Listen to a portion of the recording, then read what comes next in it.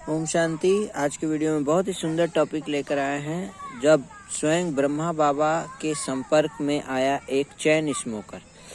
जी हाँ, जब बाबा को मुंबई ले जाया गया इलाज के लिए, तो उधर मुंबई के नए अस्पताल में बाबा के लिए सब व्यवस्था पूरी कर दी गई थी।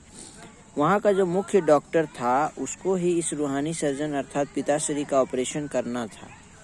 उसे ये बता दिया गया था कि उसके पास अब विश्व इतिहास के कितने बड़े व्यक्ति को लाया जा रहा है। वह डॉक्टर चैन स्मोकर था। एक सिगरेट को बुझाने से पहले ही उसे दूसरी जला लिया करता था। उसे भाई विश्व किशोर जी ने नम्रतापूर्वक सुझाव दिया था कि बाबा में तो वो रूहानी शक्ति है जिससे वे लोगों के इस प्रकार के व्यसनों को सहज ही छुड़ा दिया करते हैं। डॉक्टर साहब बोले, हाँ ऐसा हो सकता है, परंतु मैं समझता हूँ कि मुझसे तो कोई सिगरेट छुड़ा नहीं सकेगा। मेरा अब तो कई वर्षों से इसे पीने का अटूट अभ्यास हो गया है। अब तो यह मेरी जीवन संगनी हो गई है, इसलिए मैं असंभव समझता हूँ कि इसे छोड़ सकूंगा। अस्पताल में स्टाफ के लोग बताते थे कि ऑपरेशन करने से पहले वे खूब जी भर कर सिगरेट पी लिया करते थे और ऑपरेशन के तुरंत बाद भी पहले सिगरेट को मुंह में लगाकर पीछे किसी से बात किया करते थे। कुछ लोगों का तो यहाँ तक भी कहना था कि ऑपरेशन थिएटर में भी डॉक्टर साहब के निकट सिगरेट सुलगती रहती थी और वो बीच बीच में कस लगा लिया करते थे। अब एक और ये भारत के नामी ग्रामी शारीरिक व्याधियों के डॉक्टर, और दूसरी ओर ये विश्व के सबसे बड़े रूहानी साकार सर्जन। सोचिए तो अब क्या हुआ होगा।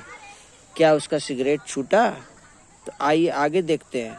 डॉक्टर के प्रति बाबा के मुखार बिंदु से क्या निकला, सुनिए। वास्तव में तो फैसला उसी वक्त हो गया था जब डॉक्टर की पहली निगाह अपने अद्भुत रोगी पर पड़ी थी। इतनी बड़ी आयु में भी इतना कष्ट होते हुए भी बाबा न तो कराहने की कुछ आवाज कर रहे थे और न ही उनके चेहरे पर व्याधि के द्वारा उत्पीड़न के कुछ चिन्ह दिखाई दे रहे थे। पहले ही भेंट में जब बाबा ने डॉक्टर को डॉक्टर ना कहकर क्या कहा, गुड मॉर्निंग बच्चे, इस प्रकार के शब्दों से संबोधित किया, तो डॉक्टर के शरीर में एक सिहरन सी उठी। उसके जीवन में यह पहला ही पेशेंट था जिसने अपनी तकलीफ बताने के बजाय मुस्कुराते हुए गुड मॉर्निंग कहा और डॉक्टर को बच्चे कहकर बुलाया। अवश्य ही डॉक्टर साहब को अजीब सुहावनी अनुभूति हुई होगी कि ये कौन है जो मुझे बच्चे बच्चे इस स्नेह भरे शब्दों से पुकार रहे हैं। इतनी बड़ी आयु वाले डॉक्टर साहब को बचपन के बाद अब कई वर्ष बीतने पर जब ये शब्द सुनने को मिले होंगे और उन्हें लगा होगा कि उनके लिए भी इस संसार में कोई ऐसा भी है जो उन्हें पिता जैसा प्यार ही नहीं, दैवी संपत्ति भी देने को तैयार है।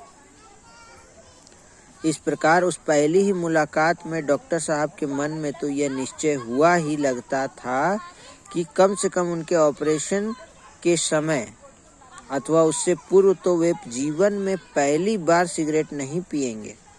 फिर ऑपरेशन के बाद तो फीस देते ही है, परंतु डॉक्टर साहब को तो पहले ही बाबा ने स्नेह भरी टोली प्रसाद मिल गई, जिसे पाकर उसे अवश्य लगा होगा कि इस दुनिया के बाजार में सौदेबाजी तो सब करते हैं, लेकिन ये बाबा तो कोई ऐसे अलौकिक बाबा हैं कि जिनका हर कार्य कलाप निस्वार्थ स्नेह स्निग्ध है। तो इस तरह से बाबा के साथ अनुभव रहा एक चैन स्मोकर का। वो डॉक्टर पहली मुलाकात में वो बाबा से बहुत प्रभावित हुआ और सिगरेट न पीने का भी फैसला किया हो। तो सोचिए, अगर वो आकर के ये राजयोग मेडिटेशन का कोर्स करे, ये राजयोग मेडिटेशन में कितनी पावर है बाबा में कि बाबा की दृष्टि पड़ते ही बड़े से बड़ा नशा व्यसन से मुक्त हो जाते हैं। तो ये अनुभव कैसा रहा, कैसा लगा आपको, कमेंट कीजिए। इस वीडियो में इतना ही, फिर से मिलते हैं नए वीडियो। नमस्ते, ओम शांति।